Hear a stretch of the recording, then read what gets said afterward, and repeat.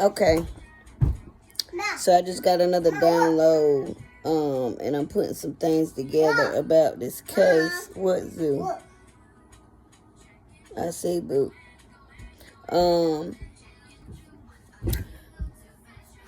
And they put in my spirit today. Today they want me to talk to y'all about Lorai Coleman.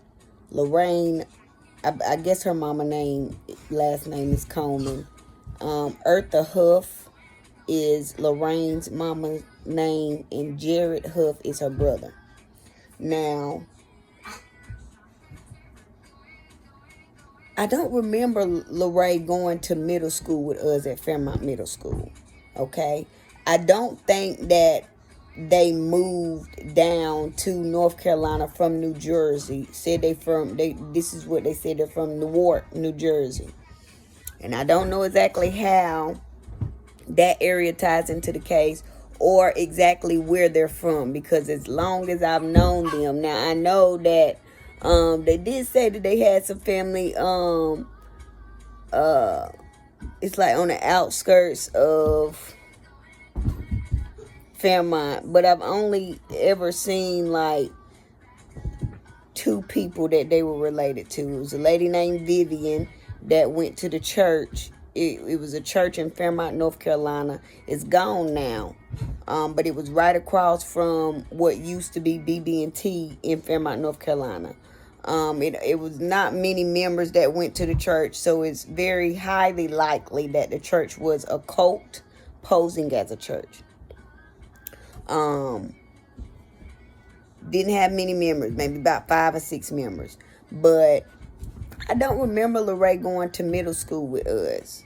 I don't remember Lorai coming around until high school, which in Fairmont, North Carolina. I went to Fairmont High School, graduated in 2008. I don't remember her coming around and being present until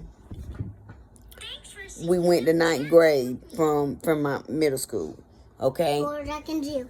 And now that I'm thinking in retrospect, I know that she was a handler. She was a handler of mine. And it's leading me to believe that she knew what was going on the whole time.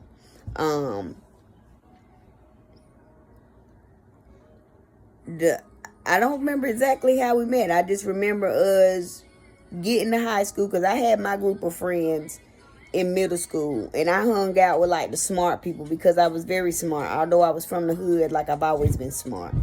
And so I hung out and was in classes I was in the advanced classes in middle school.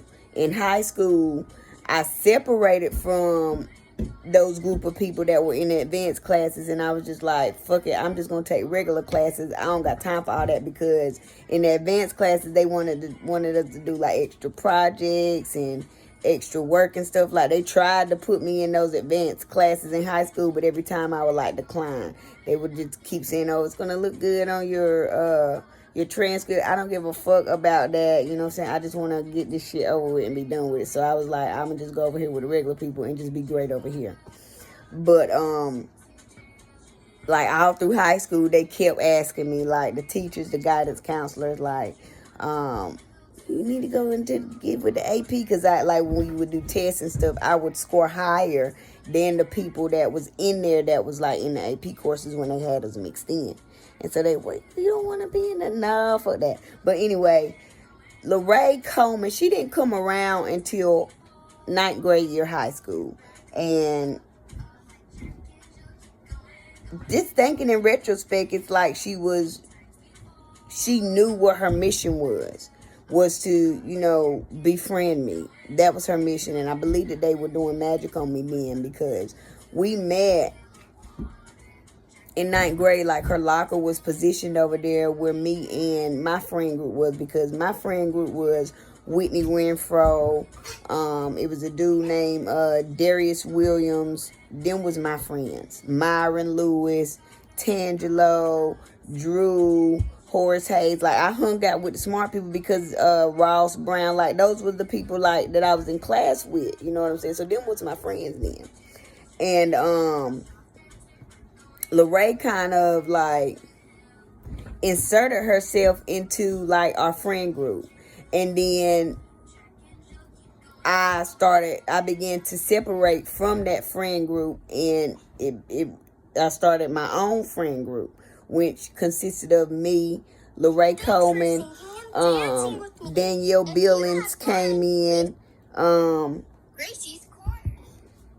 at some point Latifah Guest came in when she transferred from Lumberton Senior High School to Fairmont, and then my fake sister, Datoya Brown, that was my friend group. So it was me, Lorai. Lorai was my first best friend then. Danielle Billings, pardon me, was my second best friend. Then Latifah Guest, she was my friend. And then Datoya was 5 of us. That was my friend group that I created. Alright. But it was like Lorai, her locker was positioned over there. It was like she knew what she was coming to do. She was coming to, hey, this is the girl that we're targeting. You need to be friends with her, okay? And so we went through the high school being friends. It wasn't no beef with me and the friend group that I left. It's just in high school, I just took a different route. I started my own friend group. And, I was still cool, like my old friends. We still had our lockers and stuff beside each other in 9th grade. But, we just got our own little friend group. So I had my clique, they had their clique. We all was still cool, you know what I'm saying? But, you got the people that you click up with and you click up with hard. So it was me and my group, okay? It was 5 of us. And, like I said, it just thinking in retrospect, it's like I was targeted by, I don't know how her family ties into it, but she was a handler of mine. And so she was sitting in to watch me, to handle me, to befriend me, and then to betray me. All right. And so we was friends all the way up until, I don't know, we stopped being friends about 21, 22. We just grew apart. Once we got grown, she went a different route. Like, I had to take care of my baby. Her mama and her grandma took care of hers. It was one time where, like, they had went to New Jersey, and this was before her grandma, Eartha Huff, moved down. Her grandma, she begged me to ask, my mama, could I go? So I went, and we were there for about a week. I remember being there, and like, I don't remember everything that happened while I was there, and I believe that they were doing some work on me to erase my memories, but I just remember getting real uncomfortable like the 3rd day in, and just being ready to go home. So after the 3rd day, I was ready to go home. It wasn't fun anymore, and I was just ready to go home. But that's where, they say all their family and stuff was from. But yeah, after the 3rd day, it was just like something just felt off. And I just remember feeling like something don't feel right, and I'm ready to go home. I don't have a whole lot of memories from there. And like I said, I know that they've been doing magic on me to erase my memories. But there was something that they were doing on me while we were there. Like I said, I just got real uncomfortable and I was ready to go. And so, like I said, we was best friends up until, about 21, 22, grew apart. She was doing her thing, I was doing mine. I had to raise my baby. I didn't have nobody to raise my baby for me. So I had to figure out life and how to, raise my baby. Where she had her mama and her grandma, and, they raised her son to this day. They have her son. Okay. And to each his own, you know what I'm saying? I just decided to step up and take care of my own. I mean, nobody else raised my babies for me. So they just wanted me to come on here and let y'all know that she knew what she was doing. like, she knew that she was supposed to befriend me. She knew that at a certain point, you know, the friendship was going to end the friendship. And I've told y'all, like, there have been different times in my life where, like, I was doing good, you know, and things was going good for me, where she would just pop up out the blue, out of nowhere. And thinking in retrospect, now that I'm thinking about it, because she was always jealous of me. Like, she voiced that multiple times when we were friends. Fake friends. She was faking. But there would be times, there were 2 distinct times when she came in my 20s and then in my 30s. And, like, everything in my life was going good. This was before I had awakened into who I was, to who I am. You know, realizing my power and, you know, stepping into my purpose, what God called me to do. And every time that she came into my life during these times, in my 20s and in my 30s, she wanted a picture. She wanted to get a picture. And, you know, 2-3 months go by after, you know, she come around.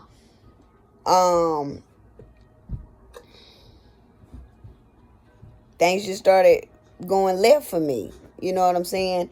And it's like I was under a spell, because if you've never been under a spell, you don't know exactly how it works. If you're low vibrational, you're more susceptible to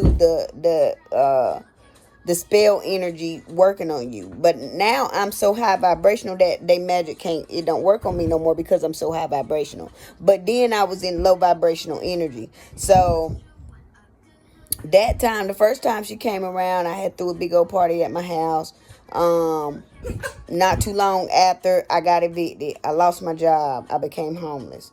You know, then I moved, and then my fake ass mama, Daphne Brown, she was living with me. She didn't come with me when I moved.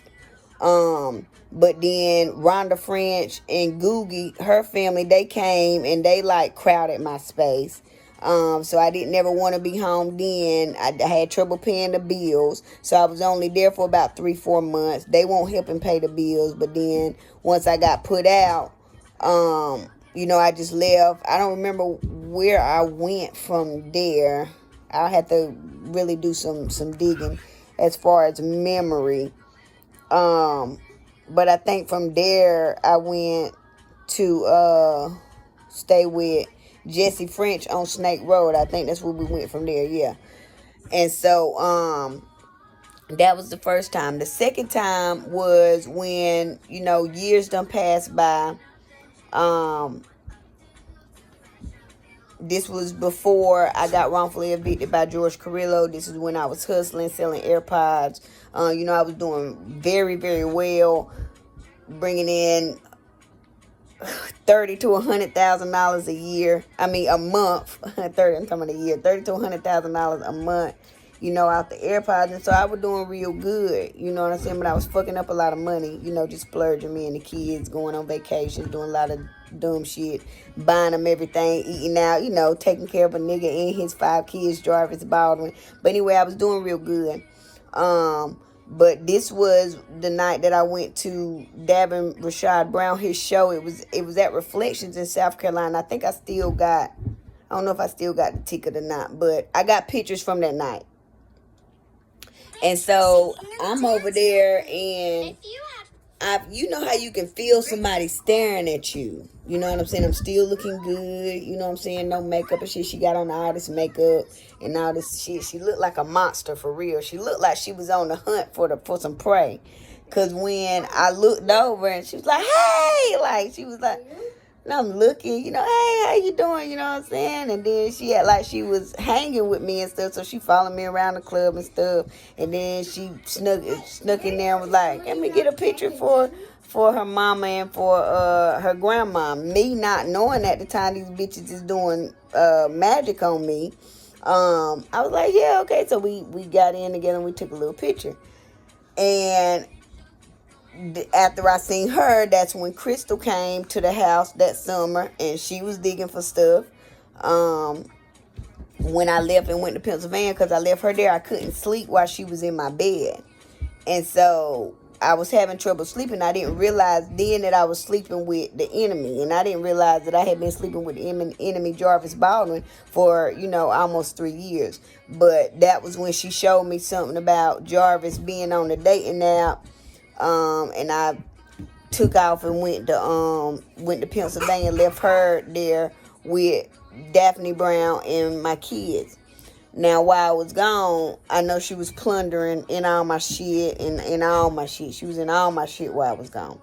And then when I got back, I went to Pennsylvania. I was there for a couple of days. Shippensburg, Pennsylvania, I think is where he was at the time. I was there for a couple of days and came back. She was still at the house, and then I had took her to her mama house in Lumberton, because she had done seen and got what she needed to get or whatever. But I'm just thinking in retrospect, both of those times that I ran into Lorai, the time in my 20s, the time in my 30s, she seemed to be hunting me. You know how, animals hunt, they prey. Like, she seemed to be hunting me. Like, she would be standing off in the corner, like, looking. And, I could feel somebody staring at me. But it's like I would run. And, like, the first time I ran into her, like, at the store, like, she had to be following me. But although me and her hadn't been talking or anything, her and Davin Brown was still in touch with each other. Her and Davin Brown, and because he was still in touch with her brother Jared. Okay, so she was one of my handlers for part of my life. And her mama and her grandma is what I'm hearing right now. They have all done magic on me, and I believe that she was supposed to be my replacement once they killed me. Okay, so she had to get in and learn my mannerisms, learn me and stuff like that, so that she could copy me. All right, but that's what they wanted me to come tell y'all today, and that just hit my spirit. Like I said, when I'm in here relaxing and I'm chilling, the messages just come through, and that's the download that I just got, and they wanted me to come share that with y'all. So I just got on here to share with y'all that Lorai Coleman, Eartha Huff, and Lorraine Coleman, I think that's her mama last name, they got something to do with this organized crime. I don't know exactly what. I told y'all that since I've been back, I caught Lorraine gang stalking me. I actually seen Lorraine in the club one night. I don't know what the fuck club I was at, but it was strange to me that she was in the club. And, it was a club for young people. I can't remember exactly what club it was, but that night she was gang stalking me. Lorraine was. Because me and Lorai, like I said, we had grew apart. We went our separate ways. Like, once I'm done with a motherfucker, I'm just done. It just is what it is. It ain't no beef. It ain't no hard feelings. Whatever you did wrong to me, I forgive you. But, I don't need to be around you. And so, we just parted ways. But I did catch Lorraine gang stalking me one night. She was acting like she was sitting at the bar, and she was watching me all night. And I can't remember exactly what club I was in, but I remember seeing her in a club that she had no business in. Okay? It's a free world, but the older crowd don't typically party with the younger crowd. And then I was much younger. But yeah, I know she was sitting in as a handler. Zeus, stop before you fall and get hurt. And then I don't know how her family ties into it, but I know that her family and my fake family have kept in contact and have stayed in communication with each other since me and her had stopped being friends. And like I said, there have been 2 incidents that I can vividly remember where I just ran into her out of the blue, but it didn't seem like it was out of the blue. It seemed like she had been following me, like she was just trying to make it look like it was out of the blue, but it really won't. So I'm pretty sure that y'all already got listening devices on Lorai Coleman Eartha Huff and Lorraine Coleman. I know Lorai lives in Charlotte, if I'm not mistaken, somewhere in Charlotte. When I seen her mama, when I first got back to Lumberton, and I told y'all how she kept saying, when I seen her at ATEC, she was saying, yeah, like I said, this is my best friend. Like, she was trying to make me feel some type of way because me and her daughter ain't best friends anymore. Like, you and your ugly ass daughter can kiss my ass. Like, you, your ugly ass daughter, your ugly ass, and your ugly ass mama. Like, all y'all can kiss my ass. You know, and I'm just looking like, okay, she said it like 2-3 times. So I'm like, but I know that they got something to do with this organized crime. I don't know exactly how they tie in, other than the fact that they are handlers and they have been doing magic on me.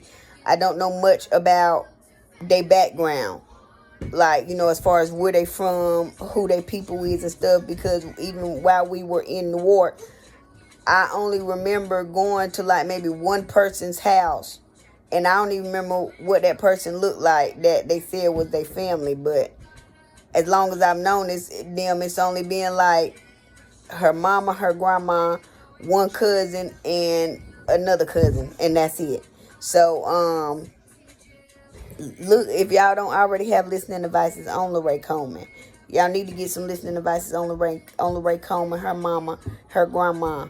All right. And also, I told y'all this in another video, but Lorraine, when I seen her at ATEC, she said that they had just moved back to the house that it's across from, it's right there behind Nelson and Nelson Chiropractic. It's a brick house. It's the only house behind Nelson and Nelson in Lumberton, North Carolina. So if you see Nelson and Nelson, the house directly behind that brick house, that's the house that they used to live in when we was grown. They used to live in a yellow house on the corner in Fairmont, North Carolina. I don't know the street, don't remember the street. But it's a big old yellow house. They used to live there when they lived in Fairmont. Lorraine used to work at Quickie Manufactory. All right. I don't know where else she's worked since she left there. But, you know, I don't know how they making it or none of that. But they just told me to get on here and tell y'all that. So if y'all don't already have listening devices on Lorai Coleman, I suggest y'all get some on her. I hope that y'all did put some on her. And if y'all, I know that y'all already investigating the family. Y'all probably heard Davin talking to her or one of them, because it's not a coincidence that she popped up during those times in my life. And then after I seen her and allowed her to take a picture of me, things in my life just took a turn for the worse. This was when I was in low vibrational energy. Like, I have one of the pictures that she took of me. I got a copy of it. And the other one, I don't have a copy of that one. That's the one we took in the club. But I know that we was at Reflections that night, and it was Davin had a show that night, and she seemed to just be there because we were on the dance floor for a little while. And then she dipped out. Like, she just came to try to make it seem like she was, you know, blending in, trying to chill and stuff like that. And then she dipped out. And then I went on, you know, about my business and did my thing, you know, for the rest of the night. But she was only there to get that picture. Okay? So she is one of the people who is a part of the organized crime, her and her family. I hope that y'all already have listening devices on her and her family, and tracking devices on them and what they're doing in their background. And I know I said something to y'all about them, about Lorai and her jealous ass. But it's just popping in my spirit now that she was sitting in to handle me, and her and her family been doing magic on me along with these other people. All right. And the church that Lorraine was a part of, that was across from BB&T in Fairmont, North Carolina, that was really a cult posing as a church. They was doing magic on me too. Because shortly after I left the church was no more. So, and I told y'all that when people go against me, people do me wrong, when I leave, everything in their life falls apart. Okay? So, I'm just letting y'all know. But get some listening devices on her and her family if y'all don't already have them. Lorai Coleman. All right?